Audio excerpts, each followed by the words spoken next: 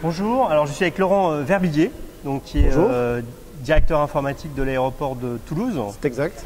Et également président de l'association des aéroports francophones. C'est ça. Ouais. C'est quoi votre mission au sein de cette association? Alors au sein de l'association, on regroupe un certain nombre d'aéroports, européens avant tout, mais surtout francophones.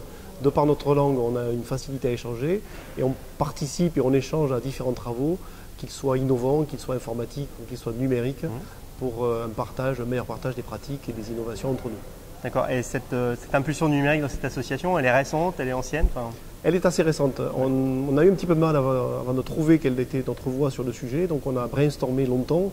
On a essayé de poser le sujet parce qu'en fait, quand on parle du sujet du numérique, on peut prendre plein de sujets et se retrouver au final avec tout un tas de choses à faire et en fait, on n'y arrive pas. D'accord. Et vos chantiers prioritaires aujourd'hui, c'est quoi? Donc, on s'en est fixé 3. C'était l'objectif parmi tout ce qu'on a pu regarder. Le premier chantier, réseaux sociaux. Donc une façon d'aborder le sujet avec nos patrons d'aéroport. Le deuxième, la transformation de nos entreprises et par des manières innovantes en termes de management. Et le troisième sujet, c'est la data. Bien évidemment, un sujet majeur pour le transport aérien et le tourisme. Le sujet, c'est qu'à l'aéroport, on connaît des très gros, très gros, et des très petits. Et chacun arrive à s'apporter quand même dans cette logique de partage d'expérience. C'est tout l'intérêt en fait de ce mode associatif. On a assez peu de concurrence entre nous. Et au contraire, lorsqu'on discute avec des grands frères qui eux sont, comme on pourrait dire, très gros, eh bien ils nous disent que nous, plus petits, on leur apporte un certain nombre de choses qu'ils n'arrivent pas à avoir parce qu'on est innovant, parce qu'il faut se débrouiller avec des moyens bien moins importants qu'eux. Et bien évidemment, les plus petits par rapport aux plus gros regardent un petit peu ce que les grands frères font et suivent la trace de ces grands chantiers qui sont indispensables pour tous. D'accord.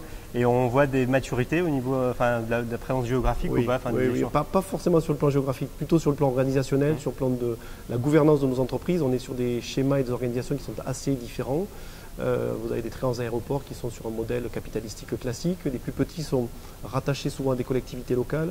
Les intermédiaires sont dans des schémas un peu mixtes. Et donc, de ce fait, la maturité à aller vers le numérique et l'innovation n'est pas toujours bien ressentie ou perçue par nos dirigeants d'entreprise. Donc, si on partageait une vision qui est celle de dire qu'est-ce qui a changé le plus dans votre métier dans les dernières années, c'est quoi aujourd'hui? Ce qui change le plus, c'est qu'il faut continuer à faire de la technologie, être solide sur nos bases et s'assurer que bien évidemment nos systèmes d'information fonctionnent et n'ont pas de failles.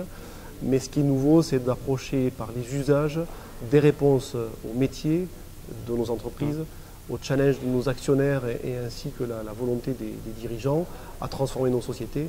Donc la vraie disruption, elle est là, c'est d'apprendre un nouveau métier. Donc aujourd'hui je suis DSI, peut-être que demain je serai autre chose.